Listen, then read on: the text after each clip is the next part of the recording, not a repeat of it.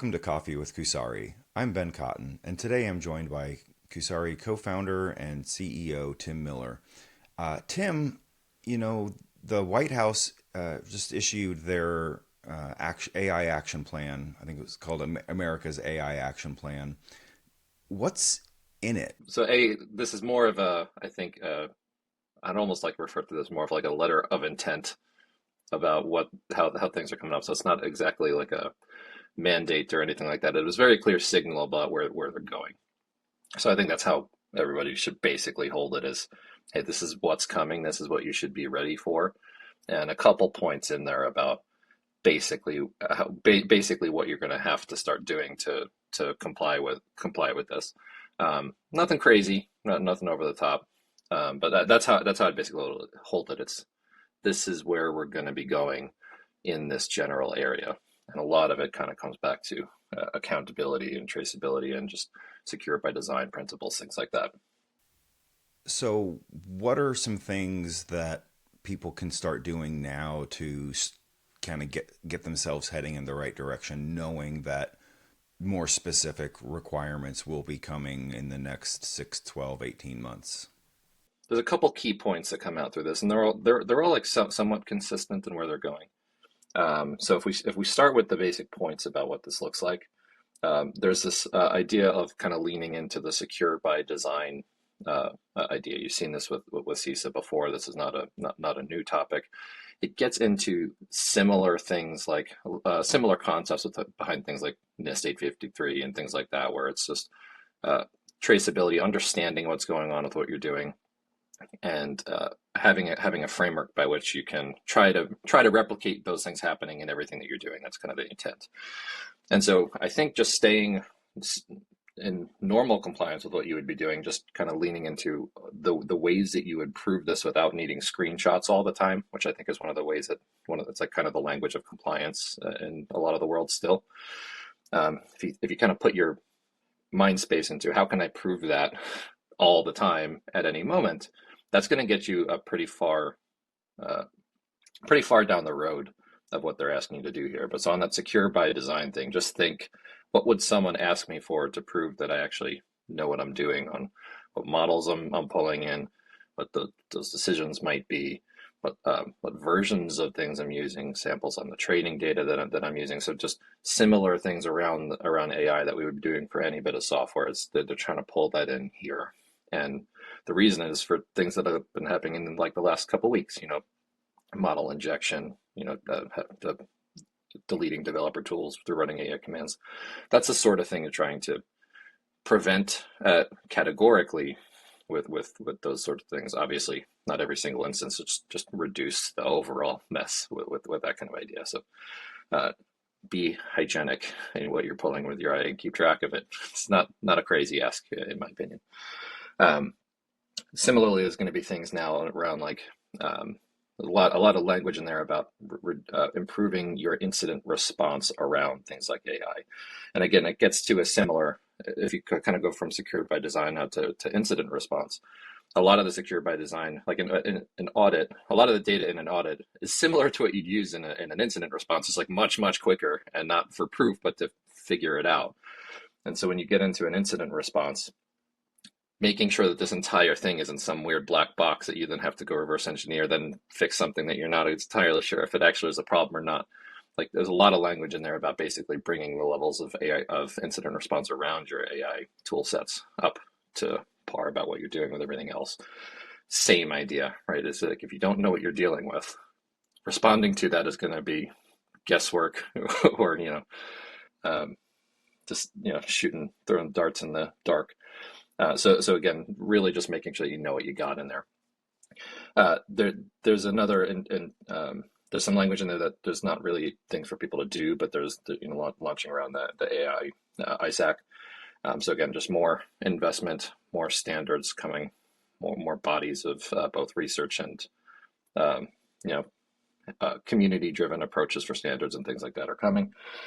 And then a couple other like incentives and things. So again, I think it really comes back to like treat your AI like you treat any other bit of software that you're pulling in, and make sure that you've got all the fundamentals captured around that. that should get you a good amount of the way there, and then make sure that you've got your run books and and training around all the other folks that are operating this to make sure that they actually know what they're dealing with. Because again, I think what they see what we all see, which is this makes everything go a hell of a lot faster. And if things are just going faster and are less understood, that's where things get scary. Okay, so you talked about some of the requirements for knowing what goes into an AI model, and preventing the sort of attacks that we've seen some already. One thing that the action plan was notably absent with is any sort of like social impact kind of considerations.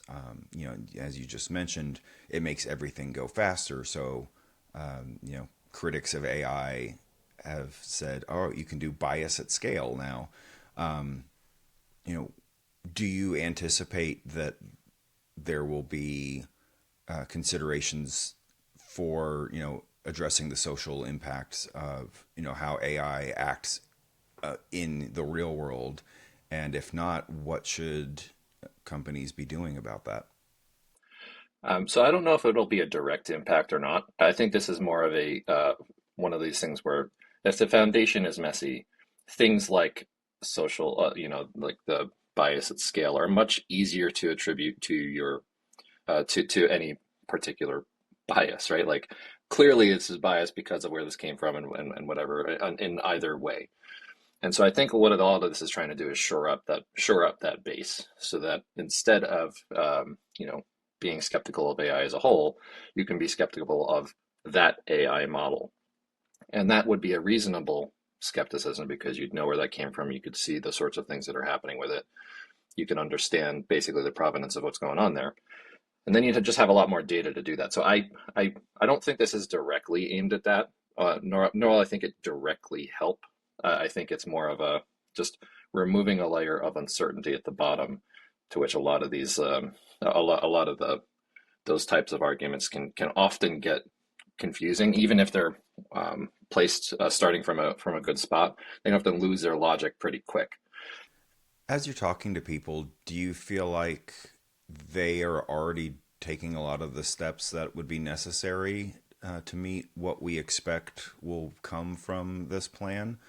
Or are a lot of companies going to have to be playing catch up in how they build, deploy, and use AI? I'm seeing a pretty mixed bag for what it's worth. I see for some reason, I'm not sure why. I think this is just, again, maybe due to lack of understanding. A lot of folks have, and you'll see this even on like vendor onboarding forms for when you're working with folks. A lot of people treat AI as an entirely separate thing. And so there's just different rigor around it. Not, and I don't mean different in better, I mean different as an entirely different. And so I think there's this, um, I do think there's going to be some catch up that a lot of folks have to play to stop treating AI like a research toy, and treat it like a real technology. In which case, you're going to have to be able to answer these kinds of things, like which model are you even using? And so I just don't think a lot of folks are prepped to to do that. And then separately, I do think that the usage models around AI are also likely evolving past away from large language models to do everything, down to smaller, more precise models. So you think like instead of one judge, like 300 little judges that all kind of answer one question, and then until they all agree, nothing moves forward, like that model versus just one guy with the cool old hair. But the when you're going to start, like, so I see people very ill prepared to not only accelerate their use of, let's say, one AI model for a company versus potentially hundreds of them. And so, but yeah, it's kind of give or take. You kind of see that. I think the folks who tend to lean more legacy are, frankly, going to have more catch up to do because this is now a bigger and bigger hurdle almost daily. Like it's moving, it's moving incredibly fast, which is both cool and slightly scary for some of those folks who are going to have a lot of paperwork to redo.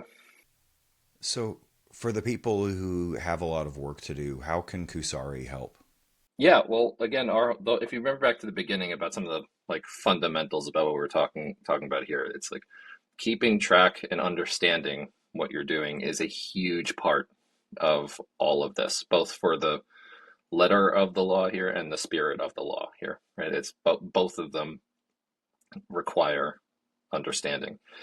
And so what we can do is basically help that immediately. And so providing that, hey, what's actually going on here? What am I using? Where did it come from? This is the provenance, which is, the term we use to associate to, chain of understanding, basically.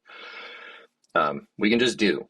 And then separately, we can also catch a bunch of the stuff that those things are intended to try to catch later in the line. Things like weird licenses that are coming in out of here, bad stuff that we find that's risky to do, whether it's compliant or not. All these things that are intended to catch, we can both make you compliant so you get that understanding, but also use that understanding immediately for you, right? Because we baked it basically into all of our tools. So it's a bit of an easy button to jumpstart both preparing to be compliant as well as getting yourself ahead a lot of the dumb things that are going to bite you really hard if you catch them too late, which, it happens. So if somebody came to you and said, Tim, I just read America's AI action plan. What's the one thing I need to be doing to get ready to meet the requirements that will come from it? What would you say? Uh, well, first, I'd say there's probably not just one, honestly, but um, again, I really think it's those things. I'd say make sure that your CI/CD pipelines are intended or are capturing all the necessary metadata that you have for your AI pipelines as well as your traditional software pipelines. It's probably number one. Make sure that you're running with this data that you can capture.